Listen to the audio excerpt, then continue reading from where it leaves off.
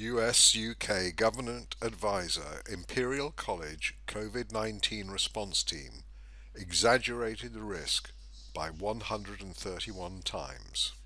A special report.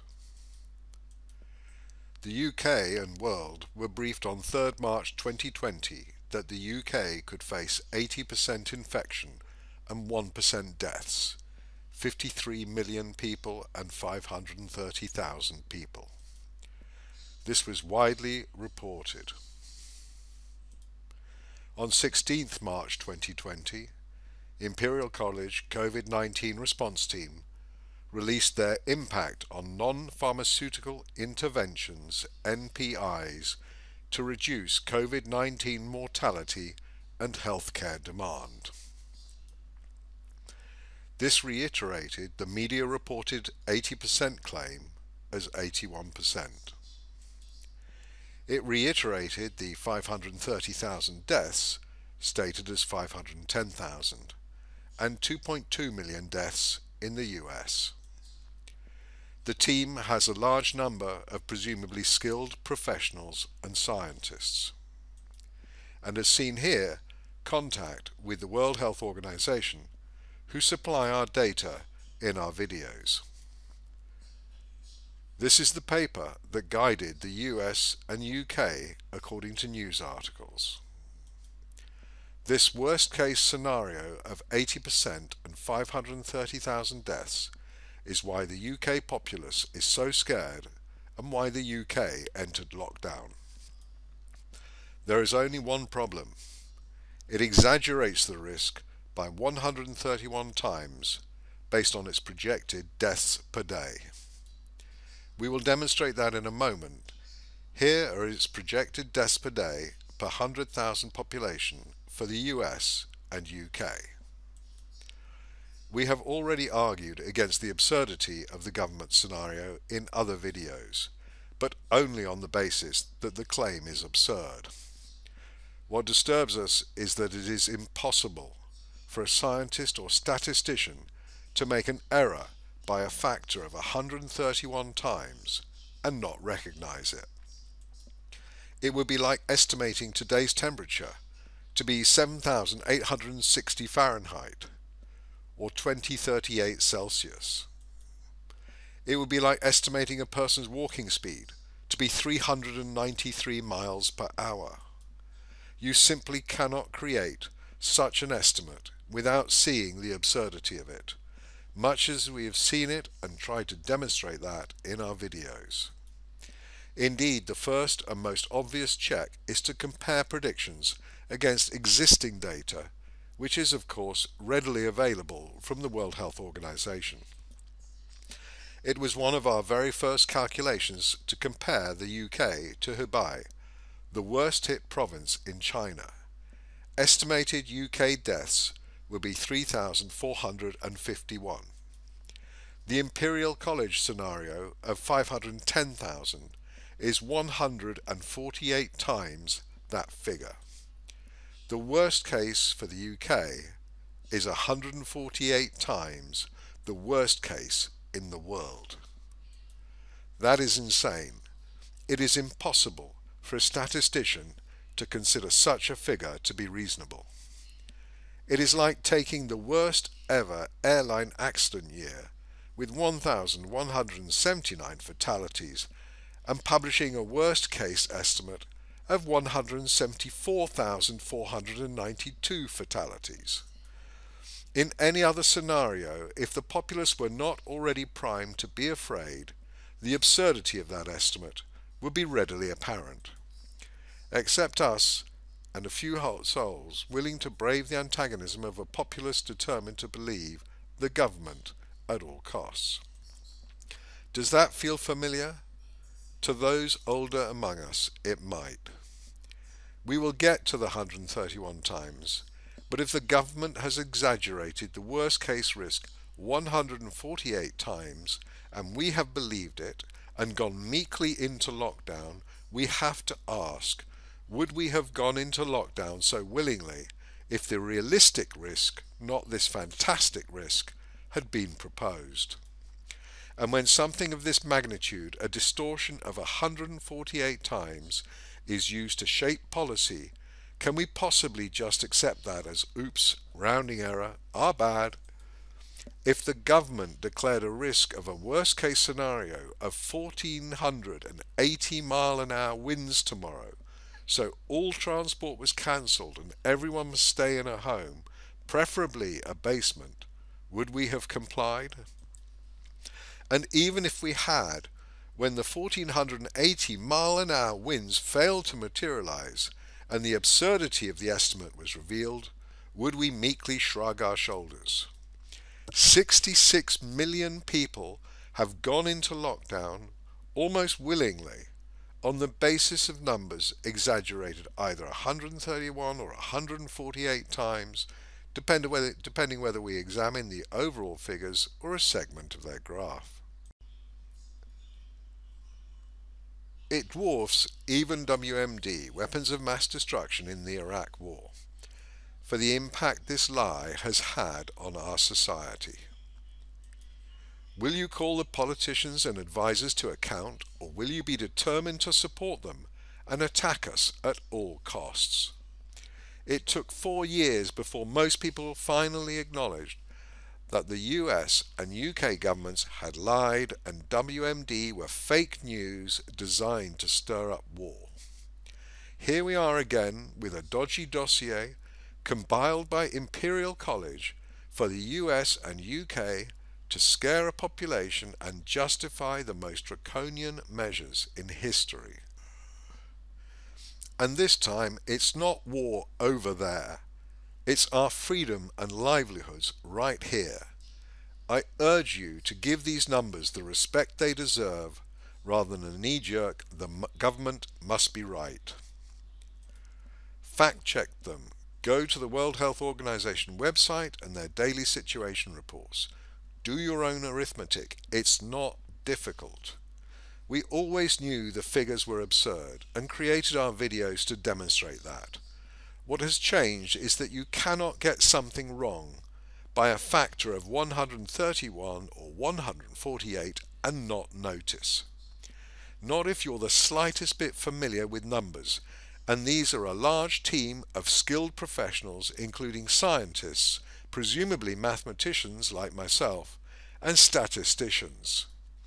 People like that cannot make an error like this and not notice. I noticed from the moment the coronavirus became a media meme and the figures came out of China.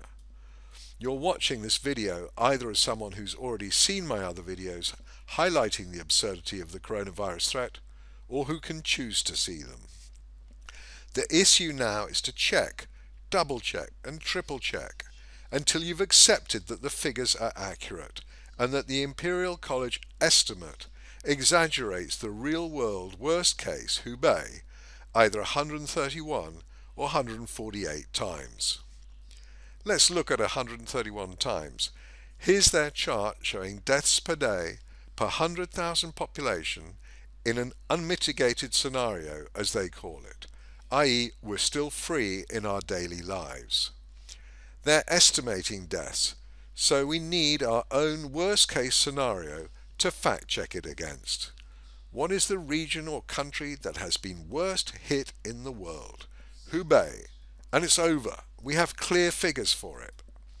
This is reality, not some model with R0 and a model that will punch out whichever number you want, as people tend to forget.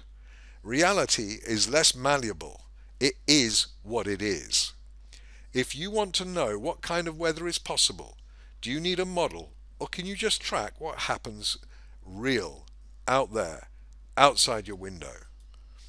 Here's all the key kinds of weather that can happen with the virus, from finished crises at Hubei, China and Guangdong levels, to all but over, already at peak curves like Italy, Norway and Germany, where we can reliably estimate the final cases per 100 million. Italy will likely go over Hubei by a factor of 2, but that's double, not 140 times worse or 131 times worse. When the leading, earliest completing regions Hubei, Italy, Germany, Norway are right there in front of your eyes.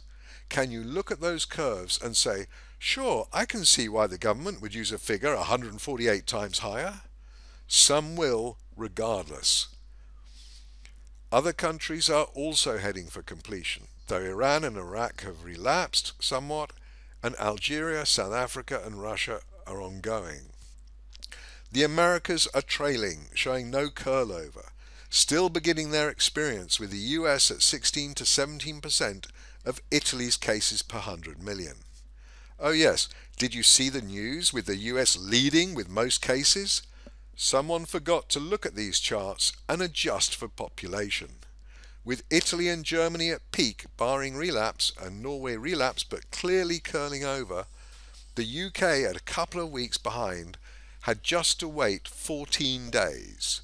Fortunately, Imperial College came out with their study justifying lockdown now, so that we can now suffer and stay at home while Italy, Germany and Norway sail clear.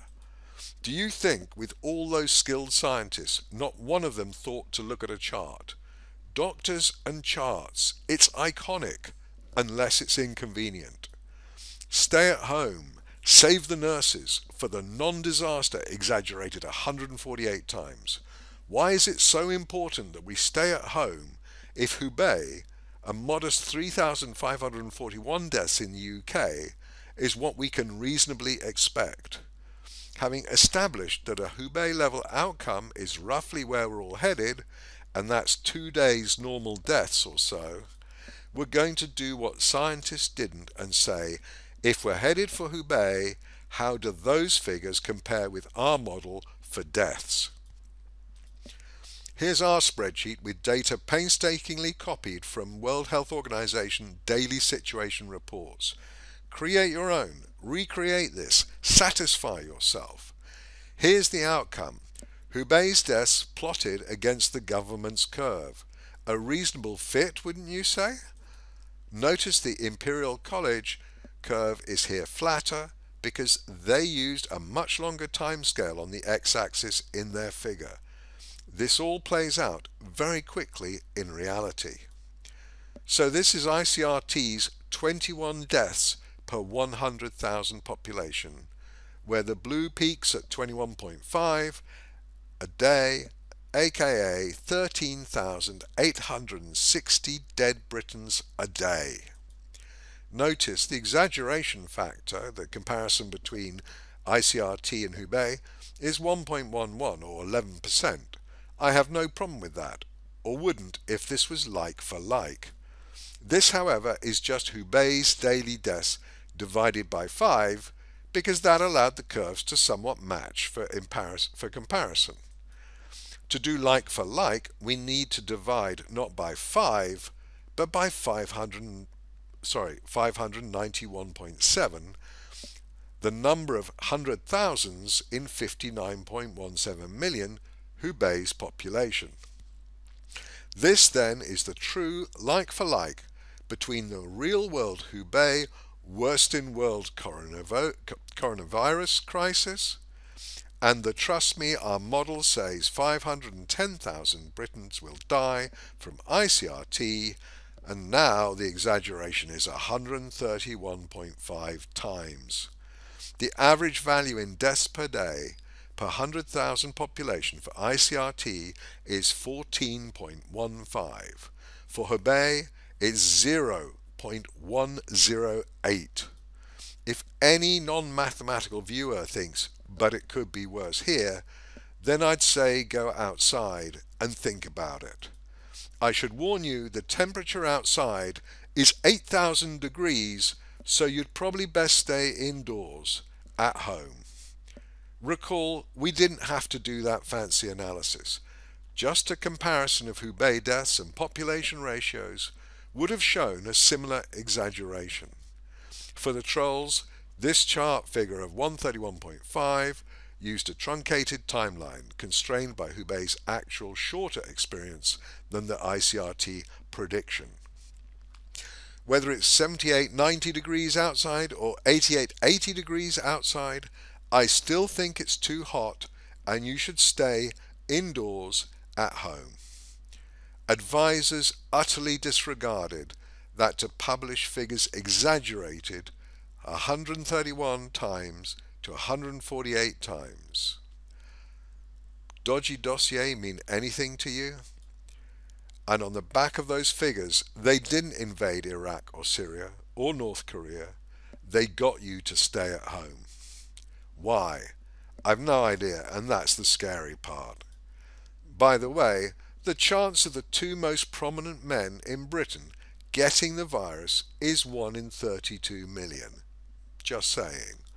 I'm sure Boris and Prince Charles will be better soon. If not, the odds of 2 catching and 1 dying are 1 in 646 million. But hey, it's the virus. Anything can happen. Remember this slide. Burn it into your memory. A school kid could do the arithmetic and still trolls will deny, deny, deny. But hey, it's your society, your freedom, your livelihood. What you do with this information is up to you. Thank you for listening or watching.